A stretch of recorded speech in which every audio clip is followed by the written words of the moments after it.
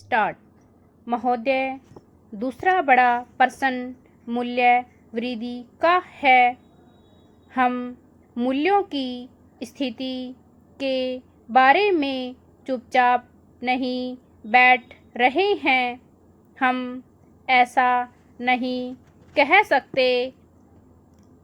मुझे उस गहरे कष्ट का पूरी तरह एहसास है जो मूल्य वृद्धि द्वारा सभी को, विशेषतः कमज़ोर वर्गों जैसे खेतीहर मजदूरों, बंधी आय वालों आदि को होता है। लेकिन जो लोग भय का संचार करने की कोशिश करते रहते हैं, उनके कथनों से हमें अपना विवेक नहीं खो देना चाहिए।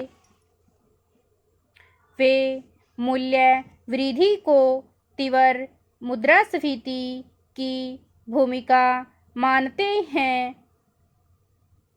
हमें तथ्यों को सही ढंग से समझना होगा।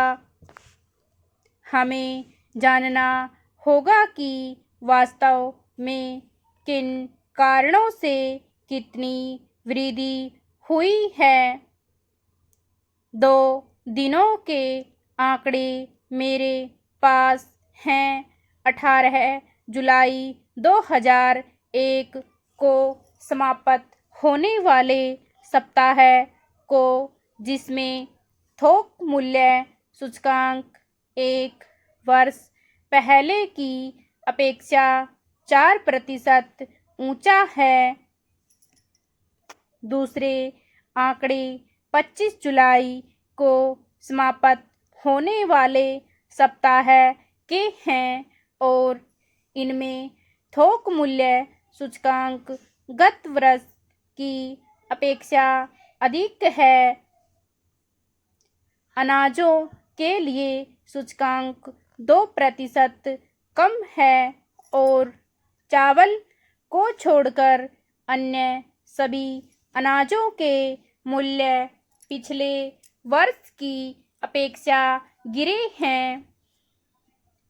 सरकार का उद्देश्य पारिवारिक जरूरत की 4 चीज़ों के दाम स्थिर रखना है। पैरा।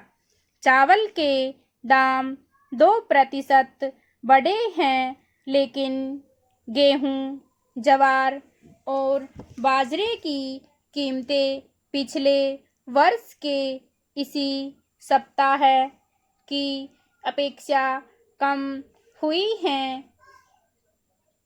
इसलिए कीमतों की प्रवृत्ति से उन उपायों का अन्यतम महत्व उजागर होता है जो नकदी फसलों की पैदावार बढ़ाने के लिए किए गए हैं। इस संबंध में कपास के महत्व का जिक्र किया गया है।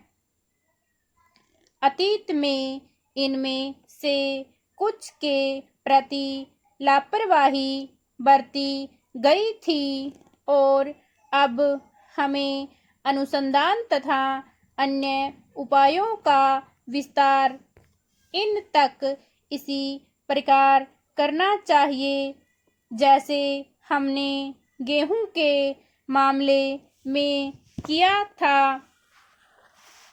अगर हम अपने प्रयास शिथिल न करें तथा कृषि उत्पादन में उपलब्ध उन्नति की गति को बनाए रखें तो स्थिरता के साथ विकास का लक्ष्य हमारी पहुंच में होगा। किसी ने यह भी कहा है कि विकासशील अर्थव्यवस्था में मूल्य चढ़ते हैं और यह बात उन्होंने बड़े अच्छे समय पर कही है।